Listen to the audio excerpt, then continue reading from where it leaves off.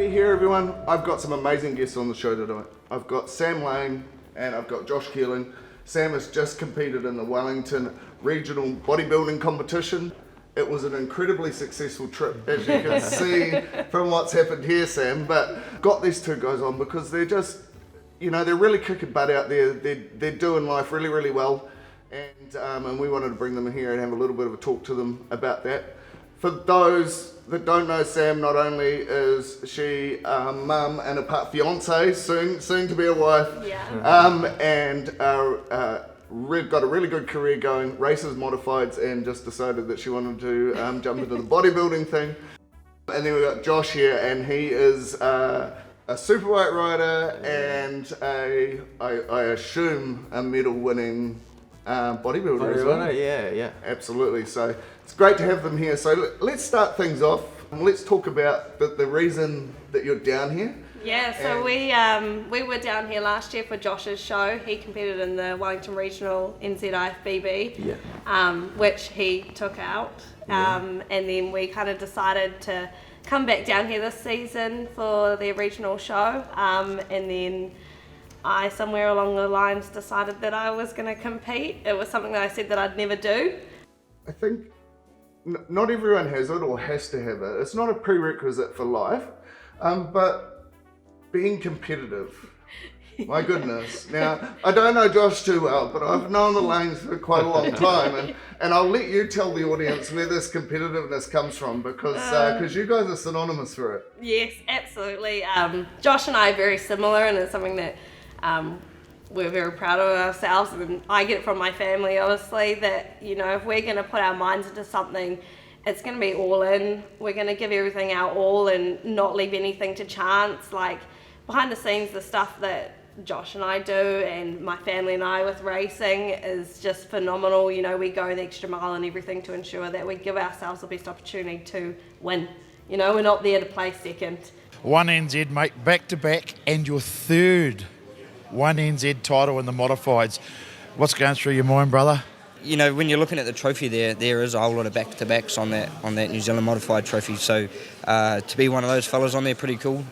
Tony Galbraith and stuff did it back-to-back, another Huntley chap, and the likes of Birdie and Gorge and stuff. So it's pretty cool, man. My dad always used to tell me growing up, actually, that if you're not first, you're last. Always remember, if you ain't first, you're last. That is my life mantra, pretty much. Ricky Bobby. Absolutely, and I know in this day and age, we definitely, we have to respect the fact that everyone has their place in life and society. Yeah. But if you're going out there to win stuff, you can't ignore the fact that that doesn't just happen. It's a heck of a lot of hard work, and it also shows us that elite sports doesn't necessarily mean professional sports. Not all of us are paid for getting out there and putting the effort into doing what we're doing, but that doesn't mean it's not elite. So how did you find the first time in such an elite sport as bodybuilding? I didn't really know what to expect, to be completely honest. Josh is in a completely different class, and I'd seen what he'd gone through and everything that was involved in that. But I met some pretty incredible people along the way that kind of supported me and helped me. So I work for Jake Campus Nutrition, and that's what they do. They prep, they do everything from health and fitness, lifestyle, to bodybuilders, movie stars. They do everything. So they were the ones that helped me with my nutrition and my coaching and stuff.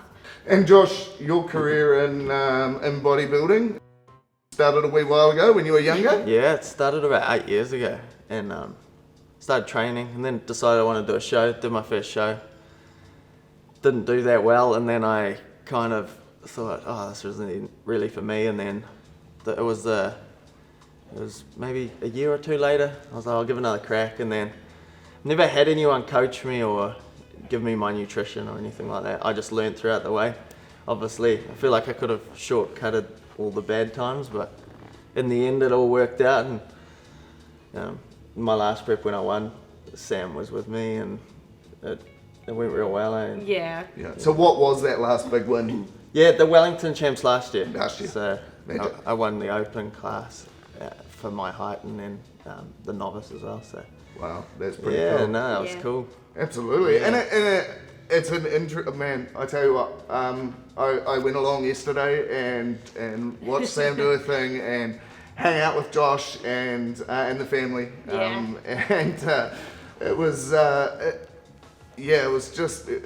It was just incredible, just so many people there that had just taken their bodies to the absolute limit Yeah. of what you can Yeah. sort of physically, and it's like, Yeah. one question I gotta ask, like, you're up there, you're doing all this stuff, you're straining, you're doing the muscles and stuff. How do you not pass out? I almost do. I've almost gone on stage and my heart's beating through my chest, and then I just need some water, and then. But as soon as you get on stage, it all disappears. But Yeah. Yeah. it's a weird feeling. Yeah, for us women, we don't really tense as much, so we're more manipulating the perception of your body, so how you're standing, which is quite hard on like your joints, especially your back and stuff like that, which can take a lot of practice. Like I look back at videos of when I first started my coaching with Kate, and I was not flexible at all. Like I could not do the posing, and now like kind of it just takes a bit of practice and stuff. Yeah. It's pretty hard work, and it's hot up on stage. It is. It's Under really those hot. lights. Many, How do you not cramp up and all that shit? I know many people that know me as well. I'm not a smiley person, eh? Oh, I don't know.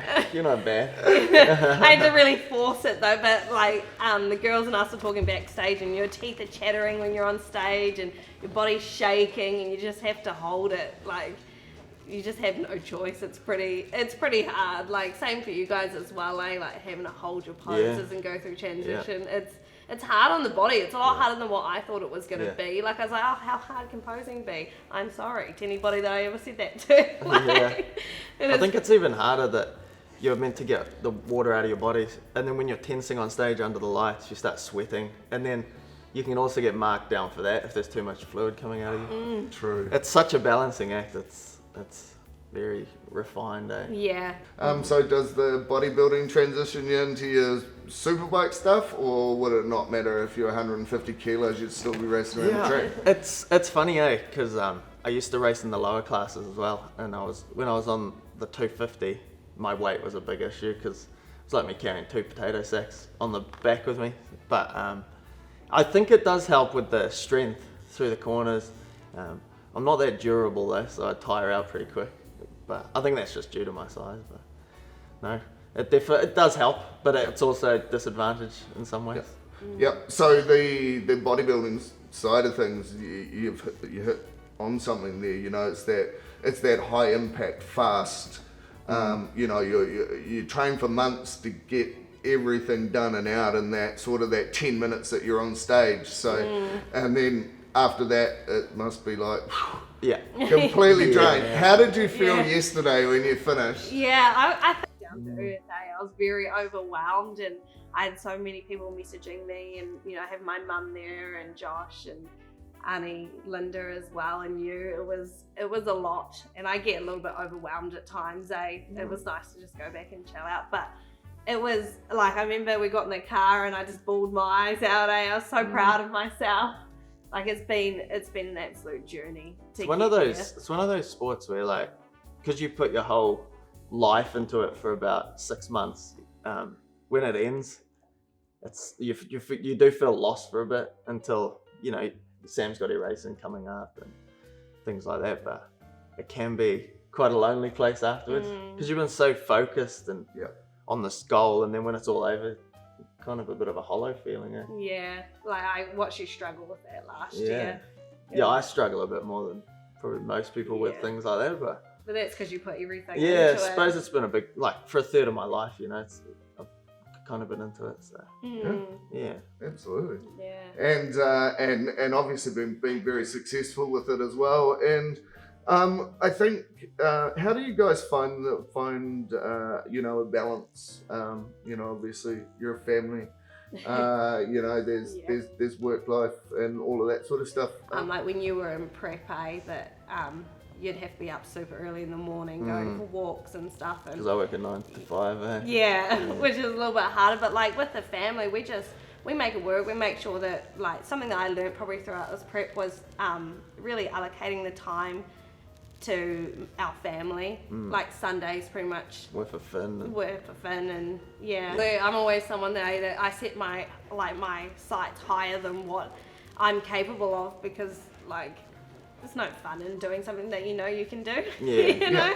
Like the whole bodybuilding thing was like, it was 110% outside my comfort zone. As people know, I race cars, you know, and a little bit of a tomboy, but yeah, and this is like total other end of the scale, but I wanted to set my sights higher. I wanted to go out there and bring like the absolute best that I could. Like if I was going to do something, I was going to put absolutely everything into it, and you know, it's just, that's how our mindsets work, isn't it? Yeah. And it goes to show, you know, you can transfer that.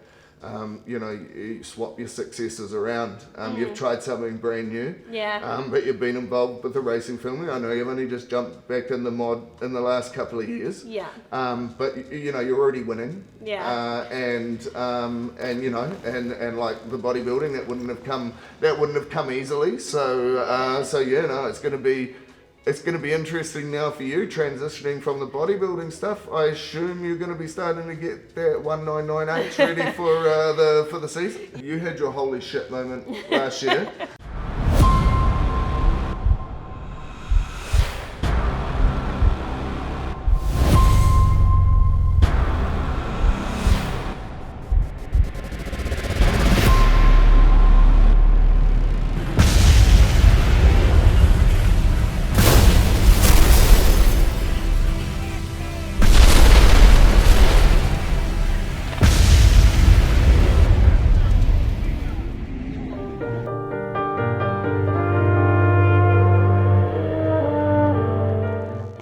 We were in the second heat, I think it was, starting off on the outside of the front row and the car on the inside.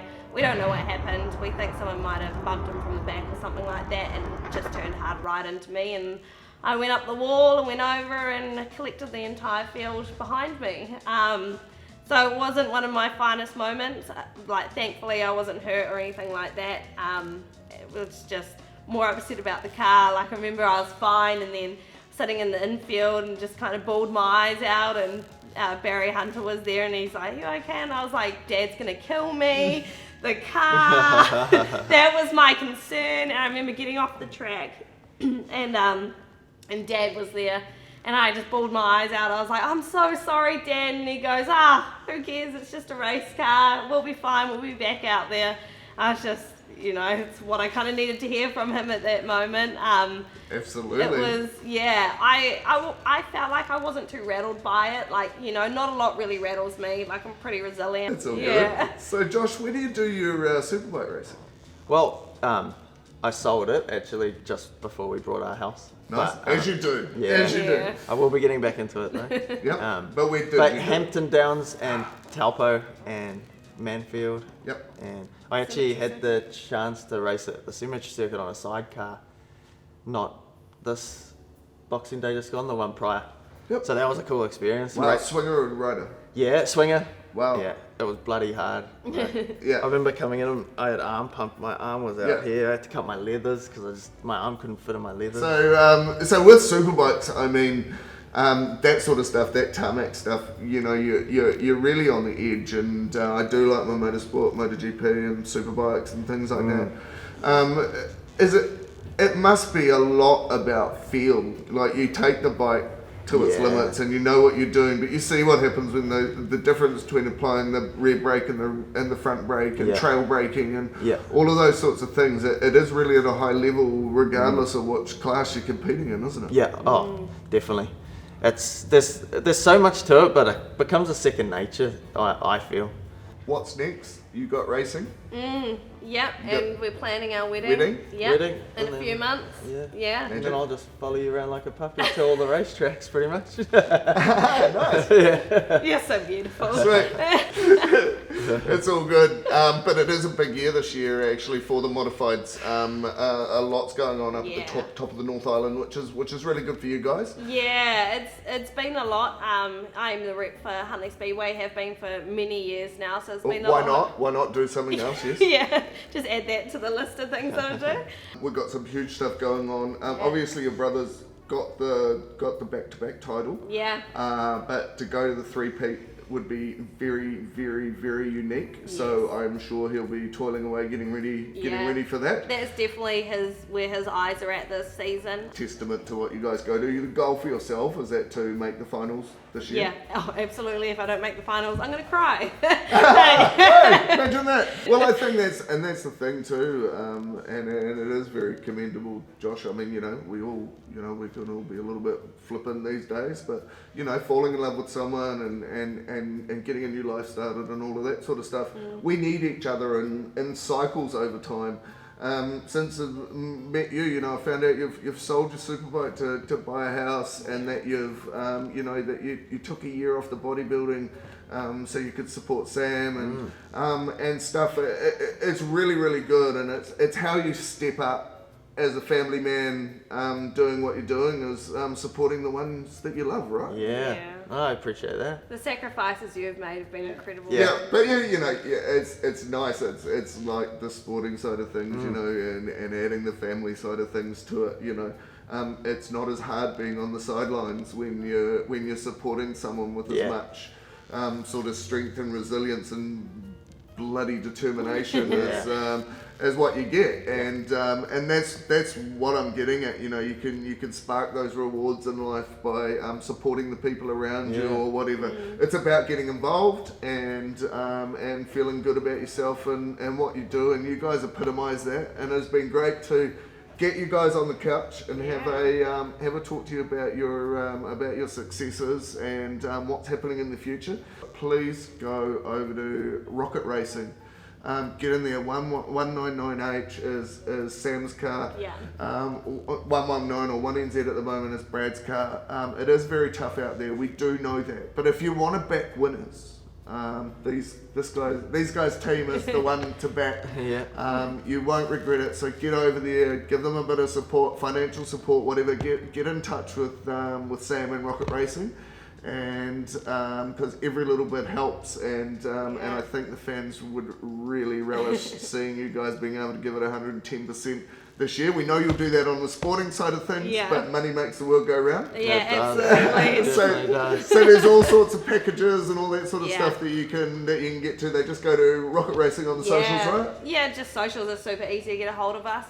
Flick us a message and we can get in touch. We want to offer our sponsors as well something very unique. The exposure that you get from what we do is not like anything that you can buy or find out there as such. You get so much more with us, and we love offering that to people. Being a part of our team is something pretty incredible. Well, I can testify to that. Been a sponsor of these guys for years. We're trying to bring people in and show our audience at whatever level you want, you can achieve, and things like this are absolute testament to that. So congratulations, thank you for being here. No, thank you, and we look forward to seeing what you guys do over the summer. Yeah, we'll have to keep everything updated. Yep. So what we put our hands onto next day. Yeah, sounds good.